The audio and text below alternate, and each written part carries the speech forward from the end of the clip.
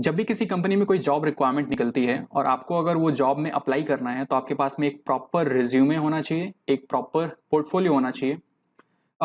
Specially portfolio उन लोगों के लिए जो AEC industry, architecture, engineering, construction industry से बिलोंग करते हैं, राइट। अगर आपको मालूम नहीं हो तो मैं आपको बता दूं कि जब भी आप किसी कंपनी में अप्लाई करते हो, किसी भी जॉब पोर्टल पे अप्लाई करते हो, तो जो आपका एचआर रिक्रूटर होता है वो 6 से 7 सेकंड हर एक रेज्यूमे पे डालता है। अगर 6 से 7 सेकंड में अगर उसको रेज्यूमे या फिर वो पोर्टफोलियो पसंद आ जाता है तो आप शॉर्टलिस्ट हो जाते हो। अगर वो उसको पसंद नहीं आता 6 से 7 सेकंड में तो आप रिजेक्ट हो जाते हो। हमें ये ध्यान में रखना है जब भी हम कोई रेज्यूमे बनाएं तो वो कंपनी के रिक्वायरमेंट के हिसाब से बनाएं और वो कंपनी के जॉब डिस्क्रिप्शन के अकॉर्डिंग में बनाएं, अदरवाइज हम डेफिनेटली रिजेक्ट हो जाएंगे। इस वीडियो में कुछ स्टूडेंट्स ने मुझे अपना रिज्यूमे और पोर्टफोलियो भेजा हुआ है, वो मैं रिज्यूमे और पोर्टफोलियो रिव्यू करूंगा और बताऊंगा कि क्या गलतियां हैं उनमें और क्या क्या चीज़ें हैं जो वो सुधार सकते हैं, सो दैट एक बढ़िया पोर्टफोलियो और रिज्यूमे मिल जाए और वो फर्दर कंपनीज में अप्लाई कर पाएँ, राइट। अगर आपको स्क्रैच से सीखना है, स्क्रैच से अगर आपको बनाना है तो यही सारे टिप्स को फॉलो करके आप स्क्रैच से भी बना सकते हो, बिकॉज ऑलरेडी आपको एक पोर्टफोलियो का टेम्पलेट या एक पोर्टफोलियो का फॉर्मेट, रिज्यूम का फॉर्मेट आपको इस पर्टिकुलर वीडियो में दिख जाएगा। अगर स्टिल आपके पास कोई भी डाउट है या फिर आप और इन्फॉर्मेशन चाहते हो तो डेफिनेटली कमेंट सेक्शन में बताओ, मैं नेक्स्ट वीडियोस पे बनाने का ट्राई करूंगा। वीडियो ज़्यादा लंबी ना बने इसलिए मैंने ऑलरेडी जो भी मेरे पास में रिज्यूमे आए थे और जो भी पोर्टफोलियो आए थे वो सारे मैं अपने नोटबुक में डाल चुका हूँ, सो दैट मैं डायरेक्टली यहाँ पे आपको एक मार्कअप के हिसाब से बता पाऊँ क्या आप एक्स्ट्रा ऐड कर सकते हो, क्या रिमूव कर सकते हो, ठीक है। Firstly I would like to thanks each and everyone जिसने भी मुझे अपने रिज्यूमे और पोर्टफोलियोज भेजे हैं।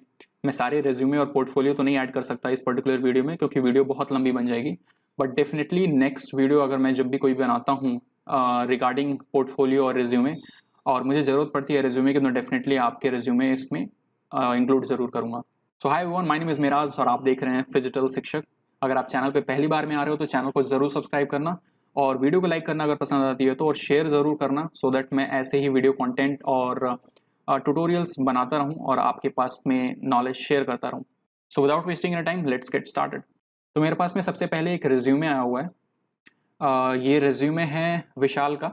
करियर ऑब्जेक्टिव में इन्हें लिखा हुआ है, आई Aspire for a professional career which will provide me with unlimited growth opportunities, suitably reward my skills and give a chance to constantly add value to the company and society at a large by working at the cutting edge of technology. Okay, ठीक है। देखो, एक चीज़ ध्यान में रखना है, जब भी आप करियर ऑब्जेक्टिव लिख रहे हो तो करियर ऑब्जेक्टिव में एक चीज़ लिखो कि आपका एक लॉन्ग टर्म गोल क्या है, आपका एक शॉर्ट टर्म गोल क्या है, और आपके जो शॉर्ट टर्म गोल्स हैं उसके वजह से आप कंपनीज को क्या वैल्यू ऐड कर सकते हो जिसकी वजह से कंपनी का ग्रोथ हो ओवरऑल, ठीक है। आप कंपनी को पहले ही बता दो कि मुझे ये चीज़ें आती हैं, मतलब ये मेरा लॉन्ग टर्म गोल है और मेरे जो शॉर्ट टर्म गोल है उसके हेल्प से मैं आपकी कंपनी को फायदा करा सकता हूँ, ठीक है। ऐसा कुछ लिखोगे तो वो उनको क्लिक कर जाएगा, तो वो और आगे पढ़ने की कोशिश करेंगे। अदरवाइज करियर ऑब्जेक्टिव अगर खराब होगा तो वो आगे आपके रेज्यूमे को देखेंगे ही नहीं, ठीक है। तो आप एक काम कर सकते हो कि इसको थोड़ा और अच्छा करो, and then technical courses, HVAC और डिज़ाइन, इरेक्शन, मेंटेनेंस, ठीक है, दिस इज़ फाइन। इसको आप सही करो थोड़ा, ये कैपिटल में लिखा हुआ है क्योंकि HVAC क्या है, एक एब्रीवेशन है, ठीक है। तो उसको आपने कैपिटल में लिखा तो वो चलेगा।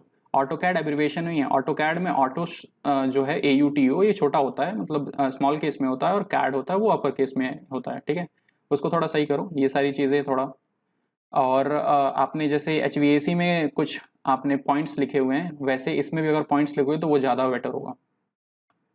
टेक्निकल कोर्सेज में एक्सपीरियंस में आपने लिखा हुआ ऑर्गेनाइजेशन, ओके, इंजीनियरिंग कंसल्टेंट, अभी मैं MEP मॉडलर की तरह काम किया है बैंगलोर में, employment period, this is fine.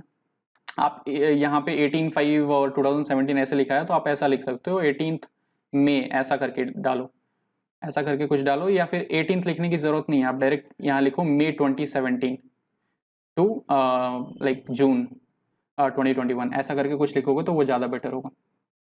Job responsibilities, हाँ, दिस इज़ फाइन, ओके। बहुत ज़्यादा जॉब एक चीज़ आपको ध्यान में रखना है, जब भी आप जॉब रिस्पॉन्सिबिलिटीज़ के बारे में लिख रहे हो तो आपको इतना बड़ा नहीं लिखना है, आपको बोर नहीं करना है, जो भी आपका रिज्यूम पढ़ रहा है उसको बोर नहीं करना है, आपको सिंपली बताना है उसको कि हाँ मैंने यहाँ इस जगह पे काम किया और इस जगह पे मैंने काम करने के बाद में कुछ कुछ टेक्नोलॉजीज पे काम की, और वो टेक्नोलॉजीज पे काम करने की वजह से उस कंपनी को मैंने क्या क्या बेनिफिट कराया। जैसे आप ऐसा लिख सकते हो कि आपके काम करने की वजह से विथ योर एक्सपीरियंस आपने उस कंपनी का ओवरऑल क्लाइंट रिटेंशन रेट बढ़ा दिया, और आपने ऐसे ऐसे प्रोजेक्ट्स पे काम किए जिसकी वजह से क्लाइंट ने और अच्छे प्रोजेक्ट्स भी दिए इस कंपनी को। ठीक है, ऐसा कुछ आप ऐड कर सकते हो सो दैट जो सामने वाला आपका रेज्यूम पढ़ रहा है उसको ऐसा लगे हाँ ठीक है बंदे में कुछ है। ठीक है, तो इतने पॉइंट्स नहीं लिखने हैं, max to max 4 to 5 points लिखो, इससे ज़्यादा पॉइंट लिखने की जरूरत नहीं है, अदरवाइज कोई आपका रेज्यूमे पढ़ेगा नहीं, इतना लिखने की कोई फायदा नहीं है। ठीक है, short crisp to the point बनाना है। ठीक है, ऐसे ये भी एक्सपीरियंस है, दिस इज फाइन, डेट को सही कर लो, इट्स बेटर, और ये जॉब रिस्पॉन्सिबिलिटीज को कम करो, 4 से 5 पॉइंट, बहुत मैक्स करना है तो 6 पॉइंट रखो, बहुत बड़ा नहीं करना है, 2 पेज का resume is more than enough. Resume बोल रहा हूँ मैं, हाँ किसी ने मुझे एक बार कमेंट करके बोला था कि ये रेज्यूम नहीं होता है, रेज्यूमे होता है। आई नो रेज्यूमे होता है, बट ये ऐसा वीडियो रिकॉर्ड करते टाइम में मालूम नहीं चलता है कि रेज्यूम बोला कि रेज्यूमे बोला। ठीक है, सो वो थोड़ा देख लिया करो आप लोग। Project handled, Procter and Gambler, L metro Hyderabad. Okay, आपने प्रोजेक्ट हैंडल लिखा ना, जैसे आप यहाँ पे कंपनी एक्सपीरियंस में लिखे हो तो वहाँ पे आप ऐड कर सकते हो ऐसे करके कि आपने किस किस प्रोजेक्ट में काम किया और वो प्रोजेक्ट में आपने क्या रोल प्ले किया था, वैसा करके कुछ ऐड करो। ज़्यादा बड़ा देखो यहाँ पे भी आपने कर दिया, ज़्यादा बड़े बड़े पूरे डिस्क्रिप्शन में लिख दिया है, उतना करने की ज़रूरत नहीं है। ठीक है, वो ध्यान में रखो, थोड़ा छोटा करो, शॉर्ट क्रिस्प बनाओ, मोर देन इनफ है। ओके, अभी है एजुकेशनल बैकग्राउंड। तो एजुकेशनल बैकग्राउंड में ओके हाँ, एक चीज़ ध्यान में रखो, अगर मैं आगे किसी रिज्यूमे में भूल जाऊं तो, कि यहाँ पे आपने 10th 12th का भी लिखा हुआ है, this is not required. Company को ये चाहिए कि बंदा ग्रेजुएट है। ठीक है, एक इंजीनियरिंग ग्रेजुएट है या फिर एक आर्किटेक्ट है या फिर एक पॉलिटेक्निक डिप्लोमा होल्डर है। ठीक है, उसको सिर्फ इतना जानना है। आपको कंपनी को ये नहीं चाहिए कि आपके 12th में कितने मार्क्स आए थे, 10th में कितने मार्क्स आए थे, उससे कोई मतलब नहीं है उसको। और इवन अगर आप परसेंटेज भी नहीं लिखते हो तो कोई मतलब नहीं है। आपको लिखना है तो आप सिर्फ एक अपने ग्रेजुएशन का लिखो, और पोस्ट ग्रेजुएशन का लिखना है तो लिखो, और उससे नीचे लिखने की जरूरत नहीं है, कंपनी को मतलब ही नहीं है, आप सिर्फ स्पेस भर रहे हो रेज्यूमे का अपना। ठीक है, फिर प्रोजेक्ट साइकिल रिसाइकल, ये कौन सा प्रोजेक्ट है मुझे ये नहीं समझ में आ रहा। आई थिंक ये ग्रेजुएशन का कुछ प्रोजेक्ट है। अगर ये ज़्यादा इंपॉर्टेंट नहीं हो तो इसको हटा दो, इसकी ज़रूरत नहीं है। और हाँ ये देखो, ये अचीवमेंट नेक्स्ट पेज पे आ गया ऊपर, इसको नीचे इधर मूव कराओ, सेकंड पेज पे मूव कराओ। अचीवमेंट्स में event organiser in all school and college, okay, bagged first prize in singing.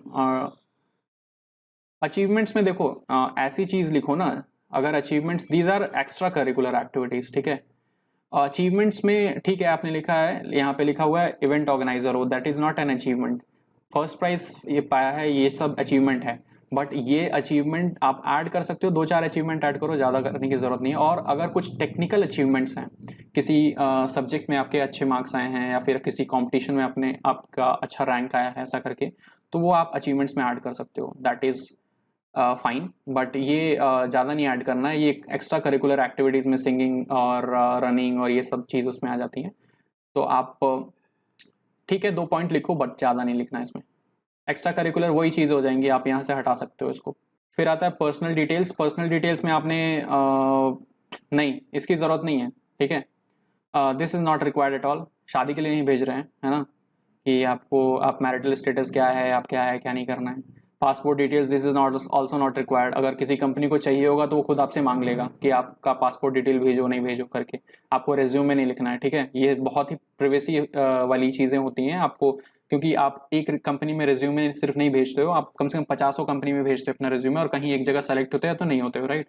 तो वो 50 जगह तो चला गया ना आपका इन्फॉर्मेशन, ये पासपोर्ट के नंबर और ये सब चीज़, तो ये आपको नहीं करना है। ठीक है, permanent address, this is also not required. आप सिर्फ इतना लिखोगे, तेलंगाना इंडिया भी लिखोगे तभी चलेगा। ठीक है, इतना ज़्यादा डिटेल्ड में नहीं भेजना, आपको किसी को अपने घर नहीं भेजना है। ठीक है, और यहाँ पे एक डिक्लेरेशन आता है, आई हेयर बाय डिक्लेयर करके, वो आप इंटरनेट पे देखोगे तो आपको मिल जाएगा, और यहाँ पे अपना सिग्नेचर एक कर सकते हो। ठीक है, यहाँ पे कर सकते हो।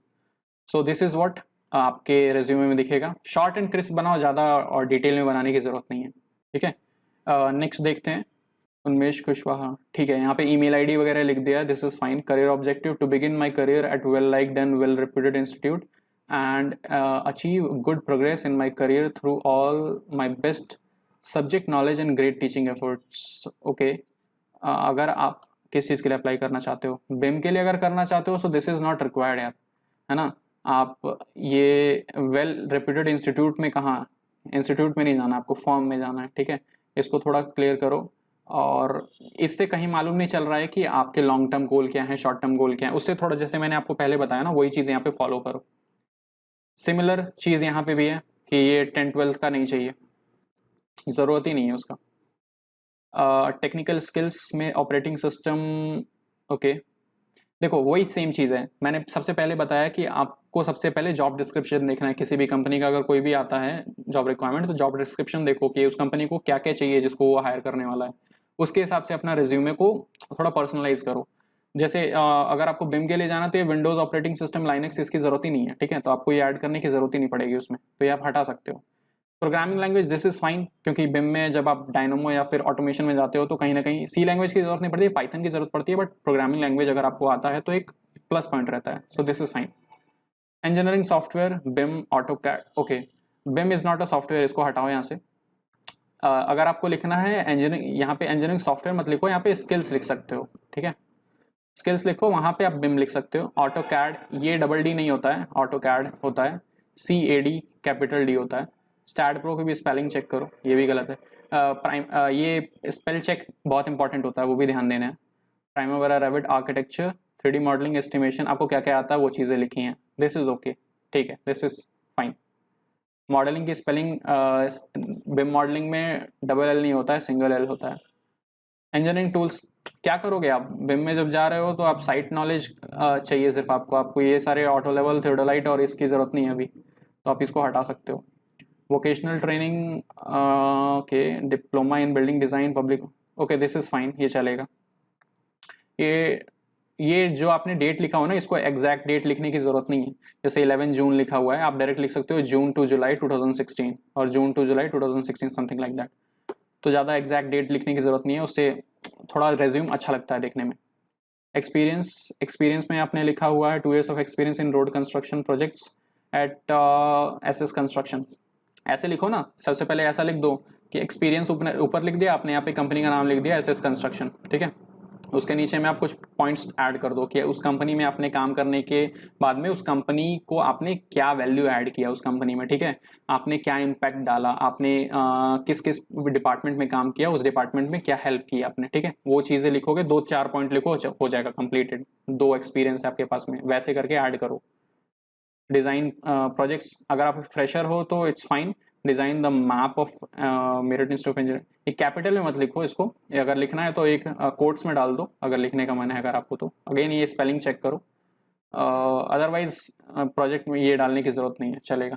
Achievements, appreciated by institute director for designing and preparation of the institute brochure for, ठीक है। देखो वही सेम चीज़ है, अचीवमेंट में आप ऐसा चीज़ लिखो जिससे सामने वाले को लगे हाँ ठीक है, अगर इस पर्टिकुलर कैंडिडेट को अगर हायर करते हैं तो कुछ वैल्यू मिलेगा अपनी कंपनी को, ठीक है। ओवरऑल वैल्यू का ही काम है, कंपनी आपको सैलरी तभी देगी जब उस कंपनी को आप कोई वैल्यू प्रोवाइड करोगे, ठीक है।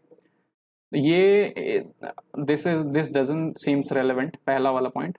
दूसरा वाला पॉइंट इज समवेयर रेलेवेंट, ठीक है, ये डिजाइनिंग का था तो आप लिख सकते हो, ठीक है, चलेगा पहला पॉइंट। दूसरा भी डिटेल सर्वे चलेगा। Second, position in street play, not required at all. Ranked in bridge making, this is good, आप ये डाल सकते हो। Rank first at college level dramatic competition held at college, okay, 4 point आप डाल सकते हो, इसको भी डाल लो, कोई दिक्कत नहीं है। एक्स्ट्रा करिकुलर एक्टिविटीज़ में अगर आपने डाला है तो इसमें जैसे ये लिखा हाउस कैप्टन, ये डालो, लीडरशिप क्वालिटीज़ मालूम चलती है, this is good. Then member of organising committee, कोई एक डालो ना, ये 2 ऐड क्यों कर रहे हो, अलग अलग है ठीक है, लेकिन कोई एक ऐड करो। Participate in customer education initiative UltraTech cement, okay, I think ठीक है, कहीं ना कहीं सिविल इंजीनियरिंग इंडस्ट्री से है तो लिख सकते हो। अगेन वही चीज़ है ना, ये चीज़ हटा दो, 2 लास्ट के, ये ऐड कर लो, चलेगा। नॉन टेक्निकल स्किल्स में बट इट्स फाइन, अगर आपको लिखना है तो आप लिख सकते हो, quick learner, good communication skills, team work, ठीक है। इसको थोड़ा अगर सेंटेंस में लिखोगे ना तो वो ज़्यादा बेटर रहेगा, सिर्फ डायरेक्ट आपने बुलेट पॉइंट्स में लिख दिए हैं तो वो थोड़ा इम्पैक्टफुल नहीं लग रहा है। पर्सनल डिटेल, अगेन शादी के लिए नहीं जा रहे हो, ये हटा दो, इसकी ज़रूरत नहीं है, ठीक है। सिर्फ यहाँ पे आप नेशनैलिटी लिख सकते हो, हॉबीज़ लिख सकते हो कुछ ऐसा करके, ठीक है। पर्सनल डेट ऑफ बर्थ डाल दो, चलेगा, डेट ऑफ बर्थ डाल दो, नेशनैलिटी डाल दो और हॉबीज़ डाल सकते हो, बस इतना चलेगा, और ज़्यादा लिखने की ज़रूरत नहीं है। डिक्लेरेशन गुड, गुड वन, ठीक है, वो सारे पॉइंट्स फॉलो करो, मोर देन इनफ, ठीक है। अभी आता है अपने पास में पोर्टफोलियो। पोर्टफोलियो में ओके, ठीक है, this is fine, first page is fine, लिखा पोर्टफोलियो। पोर्टफोलियो के बाद में आप यहाँ पे ऐसे भी लिख सकते हो कि वर्क डन सो फार या प्रोजेक्ट्स डन सो फार, ऐसे करके कुछ आप हेडिंग डाल सकते हो। This portfolio consists of my personal projects and some live projects in Revit architecture, structure, Naviswork and Enscape. Okay, ठीक है, एक बता दिया कि ये है, ठीक है। Project 1 G+5 residential building, okay, room legend बताया। फ्लोर प्लान थोड़ा क्वालिटी अगर सुधार लो ना और बेटर तो वो अच्छा रहेगा इमेज का, बट यहाँ पे ये नहीं दिखाया कि लाइक प्लानिंग नहीं दिखाया।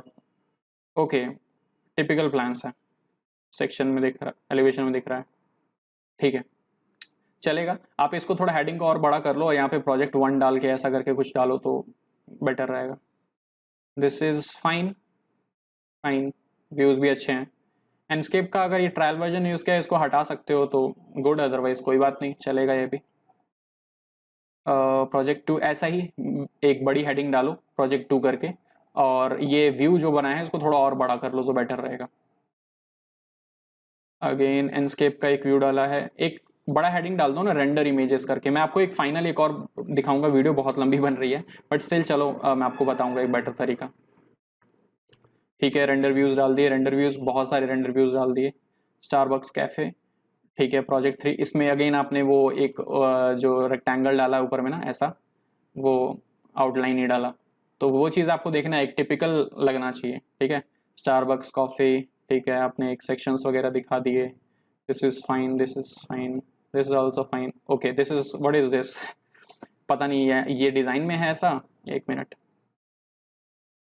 मुझे नहीं लगता डिज़ाइन में है ऐसा, शायद ये व्यू लेते टाइम में आपने कुछ गलतियाँ कर दी हैं, व्यू सही नहीं आया, तो ऐसा कुछ टेढ़ा मेढ़ा व्यू नहीं डालना है, जो आपको अच्छा लगता है रेंडर व्यू है तो वो डालो तो बेटर रहेगा, ठीक है। इस व्यू से ज़्यादा कुछ मालूम नहीं चल रहा है कि आपने क्या किया है यहाँ पे, है ना, स्ट्रक्चर के बीम्स वगैरह प्रॉपर नहीं दिख रहे हैं, तो आप थोड़ा अच्छे व्यू डालो तो बेटर रहेगा। फैमिली क्रिएशन, फैमिली क्रिएशन क्या, आपने एक रूम दिखा दिया, इंटीरियर लग रहा है, तो फैमिली क्रिएशन नहीं लग रहा है। फैमिली क्रिएशन दिखाना है तो आइसोलेटेड फैमिलीज दिखाओ, टेबल का एक इमेज दिखाओ, एक चेयर का इमेज दिखाओ, कर्टन पैनल का इमेज दिखाओ, नेस्टेड फैमिली का इमेज दिखाओ, ऐसे करके। In place mass, this is fine, in place mass ठीक है, उसका आपने एक रेंडर निकाल दिया, दिस इज गुड, ओके, ठीक है, thank you, okay. BIM portfolio Harsh Kumar, okay, नाम डाल दिया, ओके, दिस इज गुड, नाम डाल दिया। Information in this portfolio, I have done one project. I have done this project using Autodesk Revit software. It includes architecture planning, structure modeling, reinforcement, ठीक है, बता दिया पहले ही, ठीक है, ओके। दिस इज गुड कि जब भी आप कोई भी पोर्टफोलियो बना रहे हो तो पोर्टफोलियो आपने पहले ही बता दिया कि हाँ इस पोर्टफोलियो में ये चीज़ें आपको मिलेंगी, सो दैट सामने वाला आप ये चीज़ एक्सपेक्ट करेगा, ठीक है, ये सारी चीज़ें मुझे इस पर्टिकुलर पोर्टफोलियो में देखने को मिल सकती है। ओके ओके ओके ओके, एक चीज़ यहाँ पे आपने आर्किटेक्चरल प्लानिंग लिखा हुआ है, आर्किटेक्चरल प्लानिंग शायद, ओके, देखते हैं, पहले डालो तो बेटर रहेगा आर्किटेक्चरल प्लानिंग, और ये शीट को थोड़ा और बड़ा करो तो बेटर रहेगा, क्योंकि आप अभी यहाँ पे मेरे को जूम करके देखूंगा तो ये शायद ब्लर हो जाए, तो आप एक काम करो कि ये शीट को थोड़ा और बड़ा करो सो दैट चीज़ें क्लियर दिखें इसमें, ठीक है। शीट ऐड कर दी है इसमें, ठीक है। Structure column beam layout plan, this is fine. Reinforcement दिखा दिया स्ट्रक्चर का ही, ठीक है। बीम रिइंफोर्समेंट दिखा दिया, ये क्या है, this is beam reinforcement, this is, ठीक है। Next part 3D रिबार model, 3D रिबार model दिखाया है ना, तो इसमें आपने सिर्फ एक कॉलम बीम और फाउंडेशन जिसमें फुटिंग दिखा दिया है। आप अगर वॉल का भी दिखा दो ना, वॉल का यहाँ पे कोने में एक इधर में आपने वॉल का दिखा दिया, इधर में आपने एक स्लैब का एक छोटा सा व्यू दिखा दिया, ऐसा करके दिखाओगे तो एक ही पेज में आप मल्टीपल 3D व्यूज दिखा सकते हो, ठीक है, वो दिखा दो। Trapezoidal footing family, okay this is good, एक फैमिली का भी दिखा दिया आपने, बट इस व्यू को थोड़ा बड़ा करो ना, और यहाँ पे ये चीज़ क्या है, इसको थोड़ा सा सही कर रहे हो तो बेटर रहेगा। आर्किटेक्चरल फ्लोर प्लान, ओके ये चीज़ सबसे पहले होना चाहिए, ठीक है, कि आर्किटेक्चरल प्लान बनता है उसके बाद में स्ट्रक्चरल का काम चालू होता है। तो आर्किटेक्चर फ्लोर प्लान पहले डालो, लेकिन फ्लोर प्लान लिखा है यहाँ पे बहुत सारे व्यूज़ हैं, फ्लोर प्लान भी दिख रहा है, एलिवेशन दिख रहा है, फिर शेड्यूल भी दिख रहा है, ठीक है, इसको थोड़ा अलग करो, प्लान अलग करो। ये जैसे डबल फ्लोर का है, मतलब ग्राउंड फ्लोर फर्स्ट फ्लोर है तो 2 प्लान है होना चाहिए, कहाँ है एक प्लान, है ना। सेक्शन एक दिखाया, दिस इज फाइन, इसको अलग अलग दिखाओ तो बेटर रहेगा, ठीक है। एक शीट में आपने प्लान दिखा दिया, एक शीट में सेक्शन दिखा दिया। मैं आपको एक चीज़ दिखाता हूँ अभी, मैं उससे मालूम चलेगा। 3D मॉडल दिखाया, this is fine, good. Custom railing, ठीक है, आपने रेलिंग की फैमिली बताई है, वो भी बेटर है, खत्म हो गया, ठीक है। मैं आपको एक पोर्टफोलियो दिखाता हूँ, मेरे पास में एक पोर्टफोलियो पुराना पड़ा हुआ है, ज़्यादा वो भी कुछ ज़्यादा अच्छा नहीं है, बट हाँ उसमें वो सारी चीज़ें मिल जाएंगी जो एक फ्रेशर को चाहिए, ठीक है। ठीक है, ये एक पोर्टफोलियो है, एक बहुत ही बेसिक पोर्टफोलियो है, ठीक है। मैं फर्स्ट पेज नहीं दिखा रहा हूँ, उस पर कुछ ज़्यादा डिटेल्स वगैरह हैं, उसलिए नहीं दिखा रहा हूँ। तो उस पर आप अपना नाम लिख सकते हो, कॉन्टैक्ट डिटेल्स लिख सकते हो, और बता सकते हो कि इस प्रोजेक्ट में, इस पर्टिकुलर पोर्टफोलियो में आपको क्या क्या चीज़ें देखने को मिल सकती हैं, ठीक है। एक पहले आपने एक गाइडेंस दे दिया, तो मैंने पहले एक इमेज डाल दिया और बता दिया प्रोजेक्ट का नाम है बैचलर्स 1 BHK, ठीक है। फिर उसके बाद कुछ बता दिया प्रोजेक्ट के बारे में कि ये इसमें क्या क्या चीज़ें हैं, या 1 BHK बनाने का फ़ायदा क्या है। एक टॉप व्यू डाल दिया, उसके अंदर में मेरे को अंदर एलिमेंट वगैरह दिख रहे हैं, मॉडल एलिमेंट्स दिख रहे हैं, ठीक है। फ्रंट से एक एलिवेशन दिखा दिया, एक रेंडर व्यू दिखा दिया। फिर सॉफ्टवेयर बता दिया कौन कौन से सॉफ्टवेयर्स यूज़ हुए इस पूरे पर्टिकुलर प्रोजेक्ट में या फिर एक पर्टिकुलर पोर्टफोलियो में, ठीक है।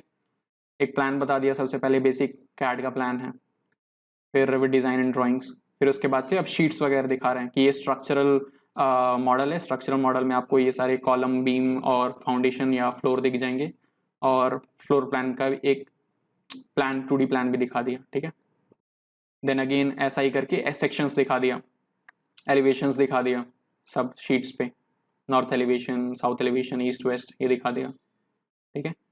फिर एक शीट पे मैंने प्लिंथ लेवल एक फ्लोर प्लान दिखा दिया, उसके अंदर में एक सेक्शन दिखा दिया, और फिर उसके बाद में क्या है, कुछ सेक्शंस में रियलिस्टिक सेक्शन दिखा दिए कि आपको डायरेक्ट मालूम चलेगा, हाँ ये डोर है, यहाँ पे किचन कैबिनेट्स दिख रहे हैं, वो सारी चीज़ें देखने में अच्छा लगता है, ठीक है। फिर रेंडर व्यूज़ दिखा दिए, उसके रूम के अंदर के इंटीरियर्स दिखा दिए, कुछ फैमिलीज जो कस्टम फैमिलीज बनाए हुए हैं रूम के अंदर में, वो सारी चीज़ें दिखा दिए, ठीक है। बाथरूम हो गया, फिर लिविंग एरिया हो गया, सिटिंग एरिया हो गया, एक अपना किचन का पूरा चीज़ें दिखा दी, फिर शेड्यूल दिखा दिया।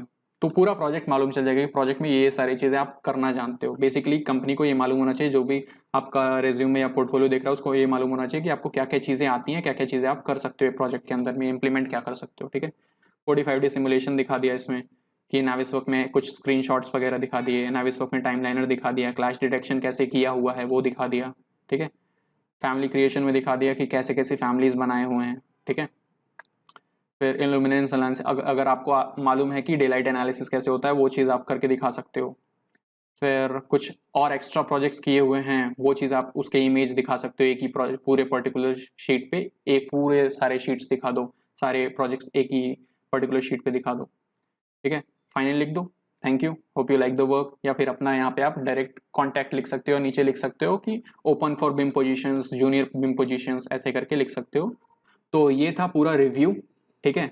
अगर आपको स्टिल कोई डाउट है तो कमेंट सेक्शन में मुझे बताओ कि हाँ ये डाउट है, और मैं ट्राई करूँगा आपका डाउट सॉल्व करने के लिए। अगर आपने टेलीग्राम चैनल ज्वाइन नहीं किया है तो अब हम टेलीग्राम पे अवेलेबल हैं, वहाँ पे आ जाओ, और अगर आप पुराने हो तो डेफिनेटली व्हाट्सएप में आप मुझसे पूछ सकते हो, ठीक है। सो अगर वीडियो अच्छी लगी हो तो वीडियो को लाइक करना, चैनल को सब्सक्राइब ज़रूर कर दो, सपोर्ट करो, एंड मिलेंगे अगली वीडियो में कुछ नए कंटेंट के साथ में।